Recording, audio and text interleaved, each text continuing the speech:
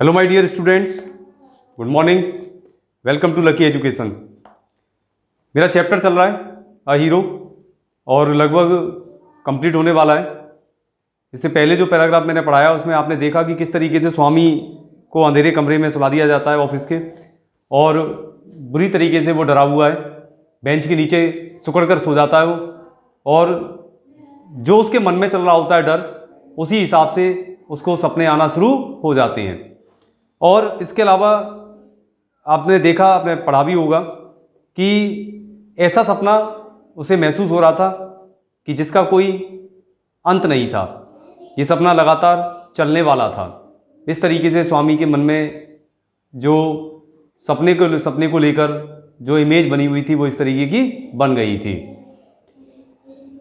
अब जो मन में उसके चल रहा था कि जो टाइगर है वो उसके पीछे आ चुका है, उसके दोनों पैर बिल्कुल चिपक चुके हैं ज़मीन से, और कोशिश करने के बावजूद भी उसके दोनों पैर नहीं हिल पा रहे हैं, दोनों पैर नहीं हिल रहे।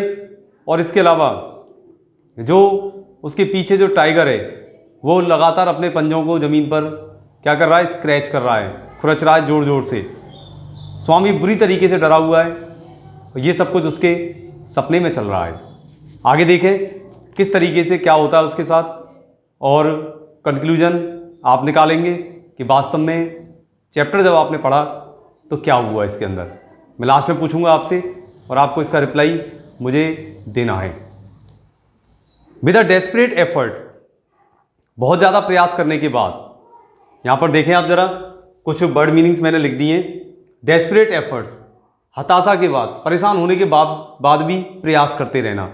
बहुत ज़्यादा डेस्परेट था लेकिन फिर भी वो प्रयास लगातार कर रहा था। With a desperate effort he opened his eyes, उसने अपनी आंखों को खोला। He put his hand out, उसने अपना हाथ बाहर निकाला। To feel his granny's presence at the side, उसने अपना हाथ बाहर निकाला कि किसी भी तरीके से मुझे मेरी दादी माँ बगल में मिल जाएं। तो he put his hand out, उसने अपना हाथ बाहर निकाला। To feel his granny's presence, अपनी दादी माँ की उपस्थिति को महसूस करने के लिए उसने अपना हाथ बाहर निकाला। एट हिज साइड, उसने सोचा शायद दादी माँ मेरे बगल में ही लेटी हुई हैं, इस उम्मीद के साथ कि वो बगल में हैं तो मैं थोड़ा सा सुरक्षित रहूँगा, बच जाऊँगा। इस उम्मीद के साथ उसने अपना हाथ बाहर निकालकर दादी माँ की उपस्थिति को महसूस करने की कोशिश की। एज वॉज हिज हैबिट, जैसी उसकी आदत थी, जैसा वो अक्सर किया करता था, जैसी उसकी आदत थी।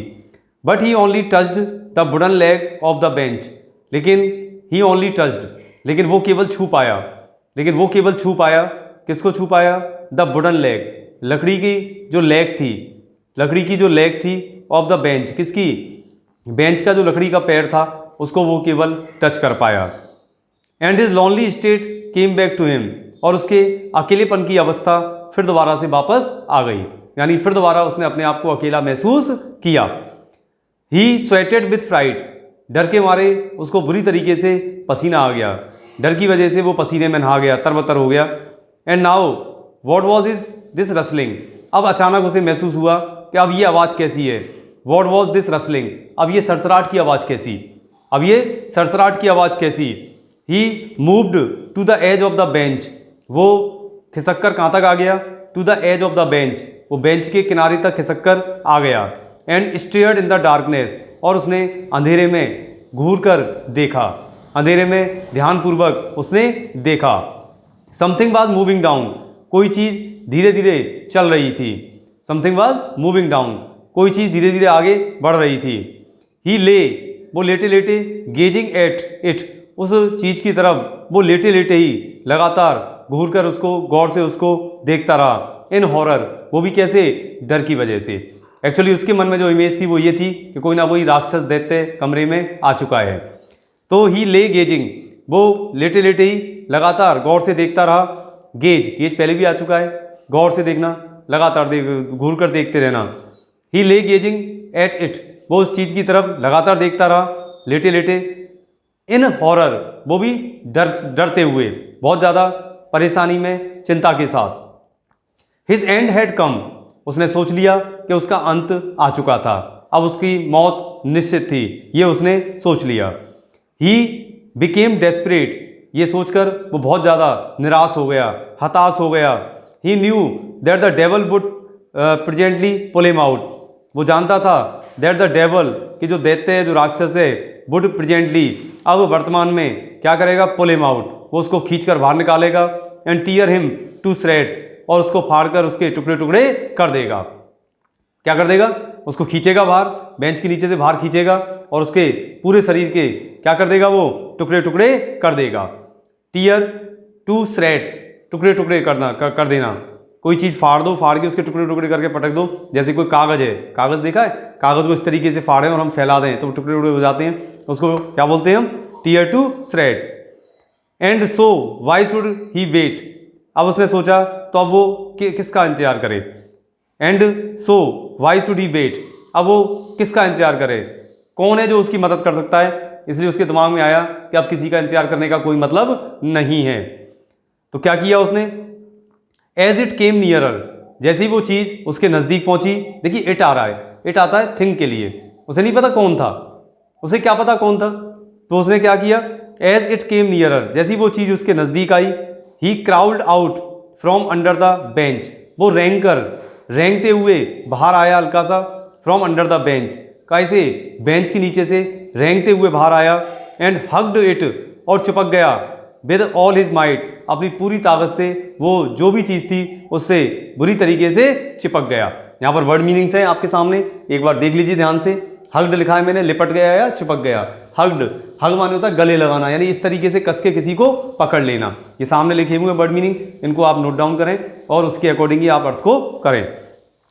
तो उसने क्या किया, रेंग कर बाहर आया, from under the bench, bench के नीचे से बाहर आया। एंड हग्ड इट, और उस चीज़ को बुरी तरीके से उससे लिपट गया, उसको पकड़ लिया, विद ऑल हिज माइट, अपनी पूरी ताकत से, अपनी पूरी शक्ति से। एंड यूज्ड हिज टीथ, और उसने अपने दांतों का प्रयोग कर दिया, ऑन इट, उस पर्टिकुलर चीज़ के ऊपर दांतों से उसने क्या किया, दांतों का प्रयोग किया, लाइक अ मॉर्टल वेपन, ऐसा हथियार जो कि सामने वाले को मृत्यु तक पहुंचा दे। यानी दांतों से उसने उसको बुरी तरीके से काट लिया, दांत घुसा दिए उसके, जो भी पैर पकड़ में आया, पैर ही पकड़ में आया नीचे से, और उसे कस के उसके पैर को लिया और अपने मुंह में दांतों से कस के उसको काट लिया। तो उसने दांतों को जो यूज किया, कैसे किया था, लाइक अ मॉर्टल वेपन, कैसे किया था, मॉर्टल वेपन, एक मृत्युकारक हथियार के रूप में उसने अपने दांतों का प्रयोग किया। दांतों से किसी को मृत्यु तक पहुंचा देना, इस तरीके से काटा उसने बहुत जोर से उसको। अयो, दर्द से चीखना, अरे मर गया, बहुत से कहते हैं अरे मार दिया भैया, मार दिया, ऐसे बहुत से बोलते हैं ना, जैसे कि चोट लग जाती है, जैसे को काट जाए, एकदम आदमी एक्सप्रेशनली बोले कि, तो अयो बोलता, तो इसमें आया है अयो। अयो का मतलब क्या था, अरे अरे मार दिया, ओ मार दिया, मैं तो मर गया, इस तरीके से आवाज़ उसकी आई। समथिंग हैज़ बीटन मी, किसी ने मुझे काट लिया है। Bent for an agonized, bent for, आगे देखें जरा, यहाँ पर एक शब्द आया है बेंट फॉर, उत्पन्न हो गई, जैसे उसने काटा तो बेंट फॉर, एक चीज़ क्या उत्पन्न हुई, बेंट फॉर एन एगोनाइज्ड, क्या चीज़ उत्पन्न हुई, एगोनाइज्ड का क्या है, दर्द भरी चीख। तो क्या हुआ, अयो something has bitten me, bent for an agonized, जैसे ही उसने कहा अरे रे, काट गया, खा गया मुझे, किसी ने मुझे काट लिया है। बेंट फॉर, जब ये चीज़ उत्पन्न हुई, एन एगोनाइज्ड, जब ये दर्द भरी चीख उत्पन्न हुई। थंडरिंग क्राई, कैसी आवाज़, थंडरिंग, दर्द मतलब एक थंडर करना, गरजते हुए तेज आवाज़ जिसको कहते हैं थंडरिंग क्राई, और तेज आवाज़ निकली उसकी, थंडर, जैसे बादल गरजते हैं ना, जैसे आवाज़ होती है हल्की सी, तो thunder cry. And was followed by a heavy tumbling, और उसके बाद क्या हुआ, उसके बाद followed by a heavy tumbling and falling amidst furniture, और कोई चीज़ बुरी, कोई भारी चीज़ के टम्बलिंग एंड फॉलिंग, तो कोई चीज़ जब गिरती है, कोई चीज़ गिरती है तो आवाज़ होती है, आवाज़ के साथ गिरना। एंड फॉलिंग एमिडस्ट फर्नीचर, और जो फर्नीचर लगा हुआ था उसके बीच में किसी चीज़ के तेज़ी से आवाज़ के साथ गिरने की कोई अभिव्यक्ति उसको महसूस हुई। देखें साहब यहाँ पर ज़रा, जो भी आए वर्ड मीनिंग, एक आध जो रह जाए उसको आपको मैं नोट करा दूंगा, एक आध जैसे रह गया है। तो टम्बल डाउन मतलब एक तरीके से गिरने के अर्थ में आता है, मतलब जैसे ना ढह जाना, एकदम हाथ पैर छूट जाए, एकदम गिर जाए आदमी, उसको बोलते हैं tumble. Heavy tumbling and falling amidst furniture, किसी की तेज गति से, मतलब तेज आवाज़ के साथ कोई नीचे गिरा फर्नीचर के बीच में। In a moment father, cook and the servant came in. एक पल में ही पिता, रसोइया एंड द सर्वेंट और नौकर केम इन, उस कमरे के अंदर आ गए। कैरिंग लाइट, अपने साथ क्या लेकर आए वो? अपने साथ में वो लालटेन वगैरह लेकर आए, कोई लाइट वगैरह अपने साथ में लेकर आए, जिससे कि वो देख सकें कि वास्तव में क्या हुआ था। And all three of them fell on the burglar, तीनों की तीनों टूट पड़े। फेल ऑन द बर्गलर, किसके ऊपर? वो जो बर्गलर था, वो जो चोर था, उसके ऊपर तीनों की तीनों बहुत जोर से टूट पड़े, उसके साथ मारपीट करने के लिए उस पर टूट पड़े।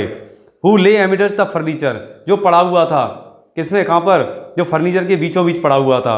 विद अ ब्लीडिंग एंकल, और उसके नीचे क्या हो रहा था? एंकल, जो उसका टखना था, उसके नीचे बहुत तेजी से खून बह रहा था। ब्लीडिंग माने बहता हुआ, एंकल माने उसका जो टखना था, बहुत तेजी से क्या हो रहा था? वहाँ पर बहुत तेजी से खून बह रहा था, क्योंकि वो भाई नीचे था, बेंच के नीचे उसका पैर ही पकड़ में आया और एंकल के नीचे दांत उसने घुसा दी उसके उसमें पैर में, तो वो ब्लड निकलने लग गया बहुत जोर से। तो तीनों की तीनों कुछ उजाला लेकर आए अपने साथ, और वो भी उसको मारने पीटने में तैयार हो गए, टूट पड़े उसके ऊपर बहुत तेजी से। And all of them fell on, ठीक है।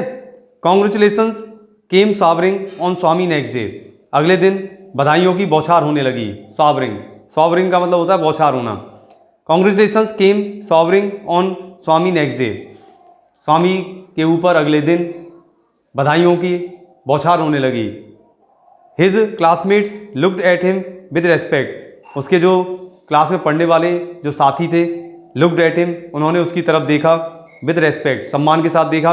And his teacher पैटेड his back, और उसके जो अध्यापक थे, उसके अध्यापक ने उसकी पीठ को थपथपाया, शाबाशी दी। द हेडमास्टर सेड, जो हेडमास्टर थे उन्होंने कहा, that he was a true scout, कि वो वास्तव में ये एक सच्चा कौन है? स्काउट है। स्काउट का मतलब होता है, मतलब एक तरीके से यहाँ पर एक शब्द आया है बालचर। बालचर का मतलब होता है एक जो कम उम्र में अच्छा काम करने वाला होता है, उसको स्काउट बोलते हैं। एक बहुत ही ज़्यादा, एक कह सकते हैं ब्रेव बॉय। स्काउट का क्या कह सकते हैं आप? ब्रेव बॉय, एक अच्छा काम करने वाला, ठीक है, अकॉर्डिंग टू चैप्टर। तो हेडमास्टर ने उससे कहा कि that he was a true scout, कि वो वास्तव में एक बहुत बहादुर बच्चा है। Swami had bitten into the flesh of one of the most notorious house breakers. Swami had bitten into, Swami काट गया था, स्वामी ने काट लिया था, द फ्लैश, मांस को काट लिया था, फ्लैश माने मांस, उसके मांस को काटा था, और one of the most notorious, एक सबसे ज़्यादा कुख्यात, कौन? हाउस ब्रेकर्स, जो घर में घुस के चोरी करने वाले होते हैं, जो हाउस ब्रेकर्स होते हैं, जो घर में चोरी छुपे घुसकर चोरी चकारी करते हैं, उनमें से एक हाउस ब्रेकर को उसने क्या कर लिया था? बुरी तरीके से उसके मांस को काट लिया था। ऑफ द डिस्ट्रिक्ट, उस जिले के जो हाउस की ब्रेकर्स हैं। And the police was grateful to him for it, और पुलिस भी स्वामी को लेकर क्या थी? उसके प्रति वाज ग्रेटफुल, बहुत ज़्यादा कृतज्ञ थी, टू हिम फॉर इट, बहुत ज़्यादा सम्मान दे रही थी, बहुत ज़्यादा उसको शाबाशी दे रही थी, और कह रही थी कि आपने आज एक बहुत बड़ा काम किया है, एक हाउस ब्रेकर को पकड़वाकर, एक कुख्यात अपराधी को पकड़वाकर तुमने एक बहुत अच्छा काम किया है। द इंस्पेक्टर सेड, इंस्पेक्टर ने कहा, why don't you join the police, तुम पुलिस को क्यों नहीं ज्वाइन कर लेते? When you are grown up, why don't you join the police when you are grown up, जब आप बड़े हो जाओ तो तुम पुलिस को क्यों नहीं ज्वाइन कर लेते? Why don't you join the police when you are grown up, जब बड़े हो जाओ तो क्यों ना पुलिस को ज्वाइन कर लेना। Swami said for the sake of politeness, Swami ने बहुत नम्रता के साथ कहा, for the sake of politeness, तो Swami said for the sake of politeness, Swami ने बहुत ही ज़्यादा किसकी नम्रता के साथ कहा, सर्टेनली, निश्चित रूप से, हाँ मैं ज्वाइन कर लूँगा। दो he had quite made up his mind, हालांकि वो खुद भी अपना माइंड मेकअप बना कर चुका था, वो अपना खुद का मन बना चुका था। To be an engine driver, हालांकि उसने किस चीज़ का मन बना रखा था? लाइन समझना जरा ध्यान से। सर्टेनली यस, उसने कह तो दिया कि हाँ ठीक है, एक जैसे एक पोलाइटनेस, एक सम्मान में रिप्लाई देने के हिसाब से उसने कह दिया था हमसे कि हाँ मैं ज़रूर जाऊँगा, इसमें मैं ज़रूर पुलिस ज्वाइन करूँगा। दो हालांकि he had quite made up his mind, हालांकि वो पहले से ही अपना मन बना चुका था, to be an engine driver, एक इंजन ड्राइवर, यानी कि वो पहले क्या क्या चलाना चाहता था, इंजन ड्राइवर, यानी वो ट्रेन जो होती है ट्रेन चलाना चाहता था, इंजन जो लगा रहता है उसमें वो गाड़ी वगैरह चलाना चाहता था। और रेलवे गार्ड, या फिर वो रेलवे में गार्ड बनना चाहता था, रेलवे गार्ड बनना चाहता था। और बस कंडक्टर, या फिर बस कंडक्टर बनना चाहता था। लेटर इन लाइफ, अपने बाद के जीवन में उसने इन सब चीज़ों का मन पहले से ही बना लिया था, चाहे वो इंजन ड्राइवर बने, रेलवे गार्ड बने या बस कंडक्टर बने, इन सब चीज़ों का मन उसने पहले ही बना लिया था।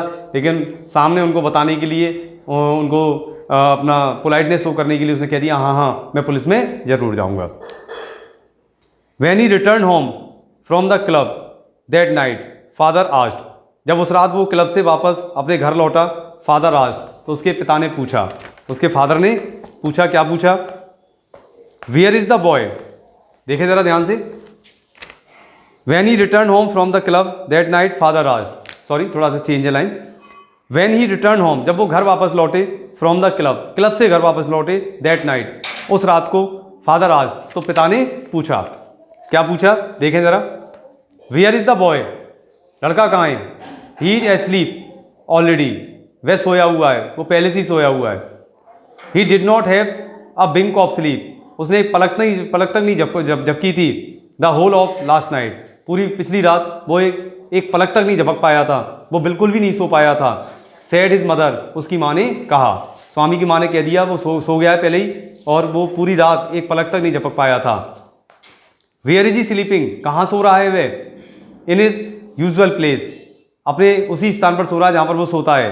मदर सेड कैजुअली, माँ ने बिल्कुल साधारण रूप से उनको बता दिया। He went to bed at 7:30, वो सोने के लिए 7:30 पर ही चला गया था, 7:30 पर वो सोने के लिए चला गया था। Sleeping beside his granny again, father said, father ने कहा स्लीपिंग फिर दोबारा सो गया, बिसाइड हिज ग्रैनी अगेन, अपनी दादी माँ के बगल में फिर दोबारा से सो गया। No wonder he wanted to be asleep before I should return home, clever boy. No wonder, इसमें कोई हैरानी की बात नहीं है, he wanted to be asleep, वो पहले से ही सो जाना चाहता था, before I should return home, इससे पहले कि मैं घर वापस लौटूं वो पहले से ही सो जाना चाहता था। क्लेवर बॉय, चालाक बच्चा, बहुत ज़्यादा चालाक है, बहुत ज़्यादा चालाक है, लाइन पे ध्यान देना, मैं क्यों कह रहा हूँ बार बार, बहुत ज़्यादा चालाक लड़का है। मदर लॉस्ट हर टेम्पर, माँ थोड़ा सा गुस्सा हो गई। You let him sleep where he likes, उसको तुम वहीं सोने दो जहाँ पर वो सोना चाहता है। You need not risk his life again, उसके जीवन को दोबारा खतरे में डालने की कोई ज़रूरत नहीं है। फादर मम्बल्ड, पिता भी थोड़ा सा बुदबुदाए, थोड़ा सा बड़बड़ाए, as he went into change, जब वो कपड़े बदलने गए तो थोड़ा बुदबुदाते हुए बड़बड़ाते हुए वहाँ से गए। ऑल राइट मॉली कॉडल, कोई दिक्कत नहीं है, बिल्कुल सही है, मॉली कॉडल, बिगाड़ दो इसको लाड़ प्यार से। And spoil him as much as you like, और इसके जीवन को बर्बाद कर दो जितना तुम बर्बाद उसको कर सको। कहने का मतलब है ऑल राइट मॉली कॉडल, यहाँ पर लिखा हुआ है मॉली कॉडल लाड़ प्यार, लाड़ प्यार, अत्यधिक लाड़ प्यार। फादर ने क्या कह दिया, ठीक है मॉली कॉडल, खूब लाड़ प्यार करो उसके ऊपर, जैसे नाराज़गी होती है ना, तो फादर ने भी कह दिया खूब लाड़ प्यार करो, कोई दिक्कत नहीं है। एंड स्पॉइल हिम, और बेकार कर दो उसको बिल्कुल, as much as you like, जितनी इच्छा हो उतना उसको बर्बाद करो, बिल्कुल मत सीखने दो उसको कुछ भी, मत सिखाने दो कुछ भी, जो चाहे वो करो, मुझे कोई दिक्कत नहीं है। Only don't blame me afterwards, लेकिन एक बात का ध्यान रखना, बाद में मुझे दोष मत दे देना गलती से भी। अभी तो तुम मन की कर रहे हो, लाड़ प्यार में बिगाड़ रहे हो उसको, पूरी तरीके से कुछ सिखाने नहीं दे रहे हो, लेकिन बाद में only don't blame me afterward, लेकिन बाद में आप मुझे इसके लिए दोष मत देना, ये विशेष ध्यान रखना। स्वामी फॉलोइंग द होल कॉन्वर्सेशन, स्वामी जो कि पूरी वार्तालाप को सुन रहा था, फ्रॉम अंडर द ब्लैंकेट, कंबल के अंदर वो सब पूरी की पूरी वार्तालाप को सुन रहा था। फेल्ट, उसने महसूस किया, ट्रिमेंडसली रिलीव्ड, उसने ज़बरदस्त तरीके से आराम महसूस किया, राहत महसूस की। टू हियर, ये सुनकर, that is father was giving him up, कि अब उसके पिता ने उसका पीछा छोड़ दिया है, अब उसके पिता कभी भी उसको अकेले सुलाने के लिए उसको फोर्स या कंपेल नहीं करेंगे। स्वामी चालाक था, क्या कर रहा था स्वामी जो था, देखिए ज़रा, फॉलोइंग द होल कॉन्वर्सेशन, जो कि पूरी की पूरी वार्तालाप को सुन रहा था, फ्रॉम अंडर द ब्लैंकेट, कहाँ से सुन रहा था, जो कंबल उसने ऊपर ढक रखा था उसके अंदर चुपचाप से सब वार्तालाप को सुन रहा था। और फेल्ट ट्रेमेंडसली रिलीव्ड, और उसको ज़बरदस्त तरीके से राहत महसूस हुई इस बात को सुनकर। टू हियर, ये सुनकर, that is father was giving him up, कि उसके पिता ने उसका पीछा छोड़ दिया है। अब आज के बाद उसके पिता कभी भी उसको अकेले सोने के लिए कंपेल नहीं करेंगे, बाध्य नहीं करेंगे। चैप्टर मेरा कंप्लीट हो गया। अब आपको ये बताना है कि क्या वास्तव में इस पूरे एपिसोड में स्वामी अपने अंदर बदलाव लाने की कोशिश करना चाहता है या नहीं। दूसरा क्वेश्चन कि क्या स्वामी वास्तव में ही बहादुर बन गया, क्या स्वामी वास्तव में ही ब्रेव बन गया, क्या स्वामी का डर खत्म हो गया, क्या स्वामी आगे अपनी दादी माँ के बिना सो जाएगा। ये सब जो मैं पूछ रहा हूँ आपको मैसेज बॉक्स में जाकर ये सब कुछ बताना है, ठीक है ना। चैप्टर कंप्लीट है मेरा, 3-4 क्वेश्चंस मैंने आपको बता दिए हैं। आपका काम है चैप्टर की रीडिंग लगाना, और रीडिंग लगाने के बाद मेरे इन क्वेश्चंस पर गौर करना, जिससे कि आपको ये पता चले कि वास्तव में जो हमने पूरा चैप्टर पढ़ा क्या कंक्लूजन निकला, क्या हुआ वास्तव में, वो आपको मुझे बताना है, ठीक है। कंप्लीट हो गया चैप्टर। नेक्स्ट वीडियो लेक्चर में हो सकता है मैं आपको जो ग्रामर का टॉपिक है नैरेशन स्टार्ट कराऊं, उससे पहले इसके क्वेश्चंस वगैरह आपको पीडीएफ में मिल जाएंगे। इनको आप नोट डाउन करें, याद करें, और पूरा टाइम अच्छी तरीके से चैप्टर्स को फिर दोबारा रिवाइज करके समझने की कोशिश करें। तब तक घर पर रहें, सुरक्षित रहें। Thank you.